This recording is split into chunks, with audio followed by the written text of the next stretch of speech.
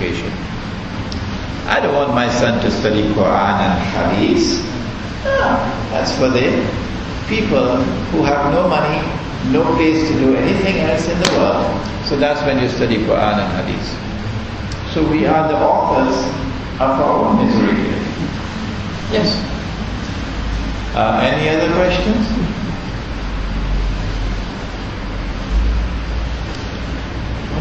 Yes. Difference between ilham and ru'ya, intuition and vision. Well, that's a difficult question for me.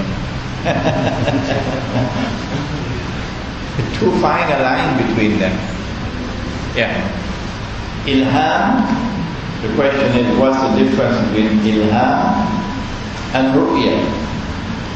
And we ordinary people would find it almost impossible to answer a question like that, because both ilham and ru'ya, Allah says, فَأَلْهَمَهَا فُجُورَهَا وَتَقْوَاهَا. I inspired the soul.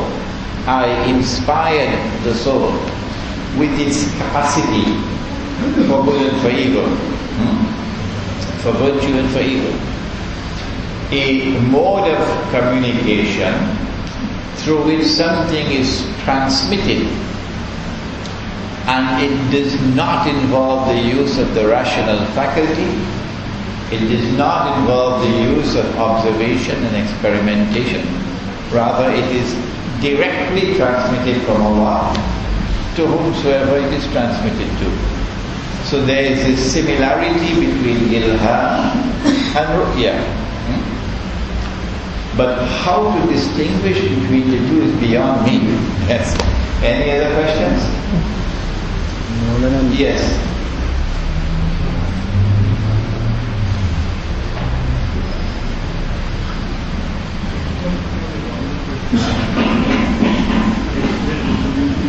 Here we are.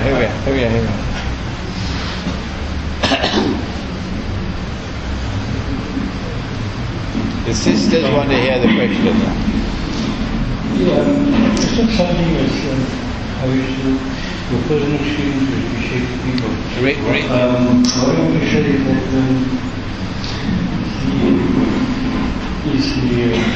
the ru'ya connected with knowledge of Riba and women. Is the ru'ya connected with ilmul ladun? Yes, it is. وَعَلَّمْنَاهُ مِنْ لَدُنَّ عِلْمًا, says the Quran. About whom? About Khidr alayhi salam. وَعَلَّمْنَاهُ مِنْ لَدُنَّ عِلْمًا. It is simple.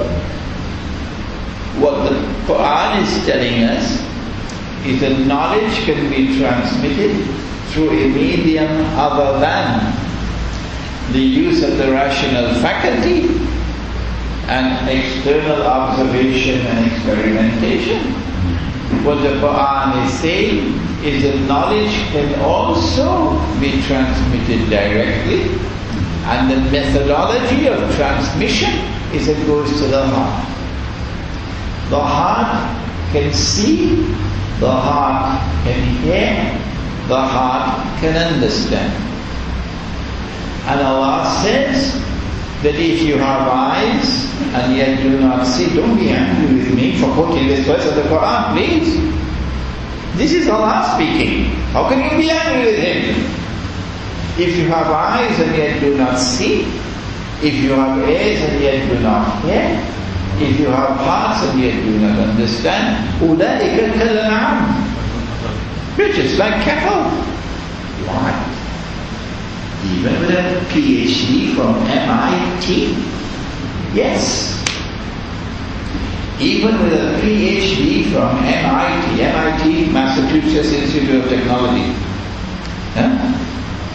If you have eyes and yet do not see, you're just like cattle, says Allah. Bal hum adal. Rather, you're worse than cattle. You're more misguided than cattle. So you have to have a heart which has faith in it.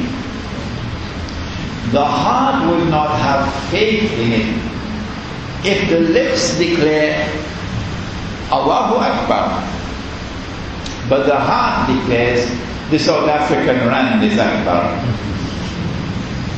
That's not faith. If the lips declare everything for Allah, but the heart declares, not my US visa, that I can't give up. Huh?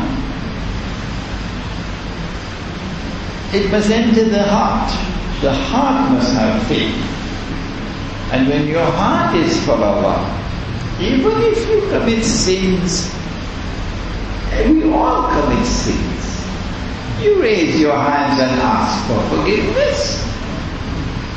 You make tawbah, you ask for forgiveness. But your heart is for Allah. Then, when the heart is for Allah, then will come the stage where the hollow space comes in the heart, the methodology of Nur, and in that hollow space there is a lamp. The lamp has a glass. The glass has to be cleaned, tazkiyah. And the lamp must have oil. You've got to work, you've got to sacrifice, you've got to show that you're struggling for the triumph of truth. And then the Nur will come. Nurun ala Nur, the Nur will come. Every time you perform salah, and you recite Surah Al-Fatiha. I told you this earlier, the 7 ayat and the 7 samawat. Yeah. So when you reach to the 7th samawat, you are at the arsh waiting for Nur in every salah. And this is what the Prophet said, alayhi salatu wasalam. He said, As-salatu nur. As-salatu nur. Salat is nur. And so, when nur comes, you'll be able to see what they cannot see up there in Washington. Any other questions? Yes, Imam. Some dreams are symbolic, some people dream symbolic dreams, some dream direct dreams. The one that dreams direct dreams is a more close connection of friendship to Allah.